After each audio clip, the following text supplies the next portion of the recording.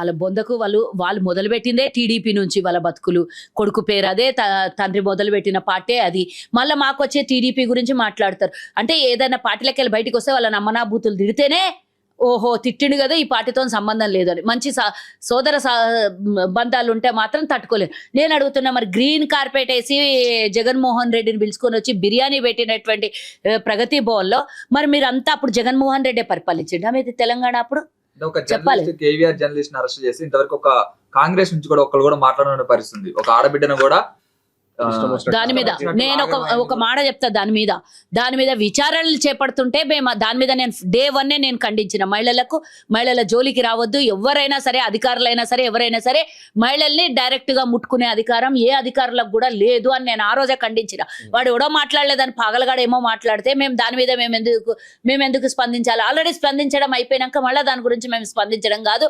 అది విచారణ ఎక్కడ జరుగుతుందో వాళ్ళు మాట్లాడితే బాగుంటది. మళ్ళీ వీరెందుకు బీఆర్ఎస్ వాళ్ళు ఒక్కళ్ళెందుకు మాట్లాడలేదు?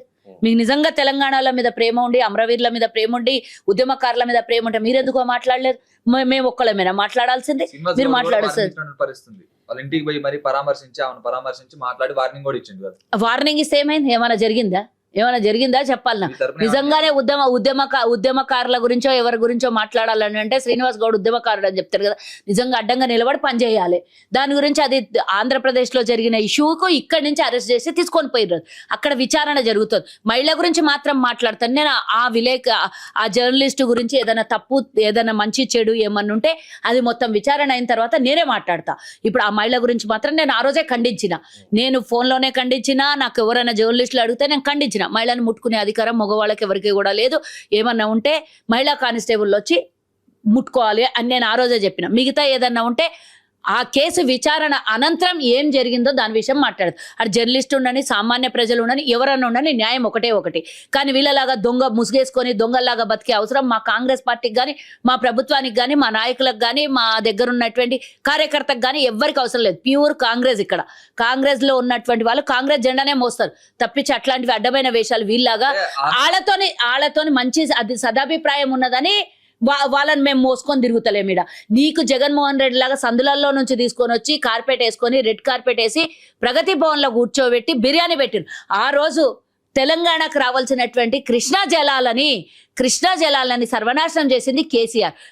జగన్మోహన్ రెడ్డి డైరెక్ట్ గా బాజాప్తా అసెంబ్లీలో మాట్లాడిండు. కేసీఆర్ చలవ వల్లనే, కేసీఆర్ పుణ్యం వల్లనే తెలంగాణకు దక్కాల్సినటువంటి నీటిని మన ఆంధ్రాకు వచ్చినవని ఆయన బహిరంగంగా చెప్పిండు.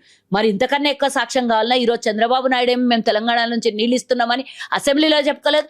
మేము పోనీ చంద్రబాబు నాయుడు రేవంత్ రెడ్డికి సన్నిహితుడు కాబట్టి తెలంగాణ సొమ్ముని కానీ తెలంగాణ నీటి వాటాని కానీ ఒక్క క్యూసెక్కుల నీరు కూడా మేము ఇయ్యము అని చెప్పినాం ఆ రోజే ప్రెస్ మీట్ పెట్టి పీపీటీ ఇచ్చిన రోజే. వీళ్ళేదో ఉద్ధరికం చేయాలని మాట్లాడుతారు. మీలాగా జగన్మోహన్ రెడ్డికి సంబంధించిన ఆస్తుల వ్యవహారాలు మీరు చూసుకున్నారు. జగన్మోహన్ రెడ్డికి సంబంధించినటువంటి వ్యాపారాలలో మీకు భాగస్వామ్యం ఉండదు.